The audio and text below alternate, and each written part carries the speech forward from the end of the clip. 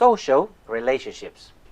Now that the chosen nation, as we discovered in the previous lesson, was not anymore limited by geographical borders or one government rulership, the complexity of everyday life for the Christian or for the believer, in contrast of the everyday life of the Jew before that, was much more diverse. They were swimming in new, uncharted waters. The application of what the Christian had to stand for in respect to the new corrupt pagan government, or in respect of the personal social status as masters and slaves, and also in respect of their personal partnership in marriage with a believer or non-believer, all these were unheard of problems, undefined, unformulated dogmatically by their spiritual leaders, and were demanding answers. Let's see how Peter, as the leader of this new Christian movement, dealt with it in the first century in this lesson. This is a very practical lesson with directions to some very practical daily issues. The government is corrupt. I don't like this government. What should I do? My boss is terrible. My wife, my husband, something needs to happen to him or her. No, I didn't mean that. I meant that he or she has to change. Anyway, let's see what Peter has to say. There was no question in Peter's mind what kind of government was ruling in his time. A corrupt Roman government with corrupt Roman governors. Rule of law was enforced always with violence. And let me remind you that it was Peter who pulled out his knife against the soldiers who came to pick up Jesus from Gethsemane. He was no stranger to violent resistance against authority. But not anymore. He wrote, "Submit yourselves to every human authority. Show proper respect to everyone. Honor the emperor." Peter saw value in doing so. Now the motivation was coming from the notion that we were serving a new, greater purpose, doing good that will silence the ignorant talk of foolish people. When we have to choose between obeying the government or obeying God, the choice is clear, and the lesson deals with this more near the end. But the point here is that we have to be good citizens. It's not our role to judge. Yes, we do need to have an opinion, but we should also be good citizens, respecting, complying, supporting, being an example. And when Peter starts talking about masters and slaves in verse 18 to 23, he sends the same message. Slaves, submit yourselves to your masters, good and harsh. And as the lesson points out, it is not Peter's intention to endorse slavery. However, he wants to give a counsel on how to look at difficult circumstances. It seems contradictory, but Peter explains such a motivation of submission as an outcome of a reverent fear of God.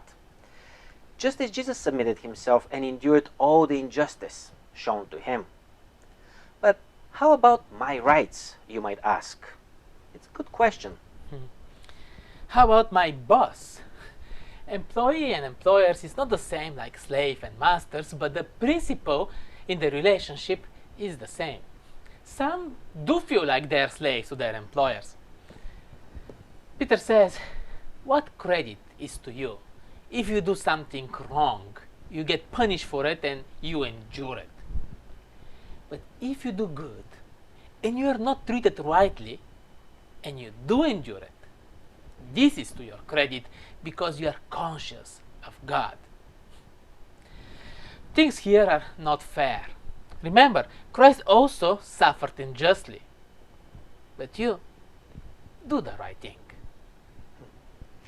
And it seems that this notion of submission continues throughout all the difficult relationships that Peter talks about in chapter 3. Submit is also recommended to the wives who found themselves married to a non-Christian husband.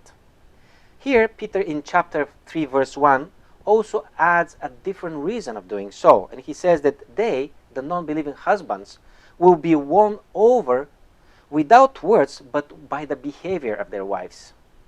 So the submission here is recommended in the perspective of achieving what we really committed our lives for, declaring God's goodness to the world.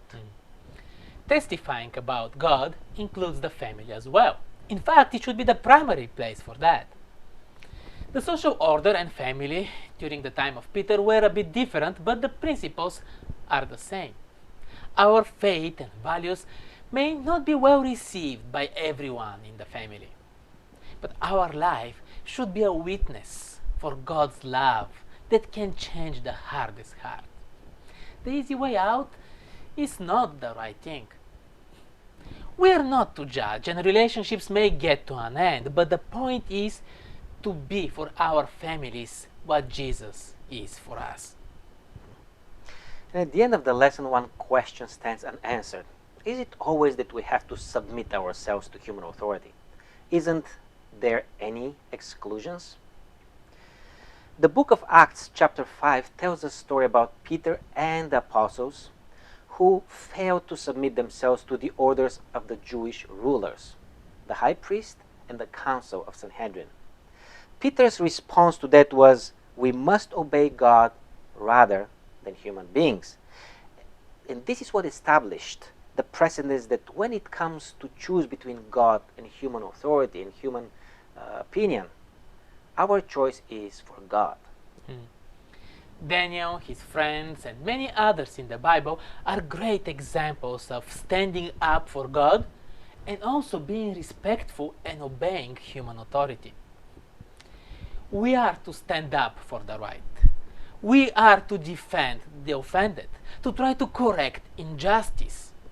But the principle is clear. Jesus didn't want to change political orders or social orders.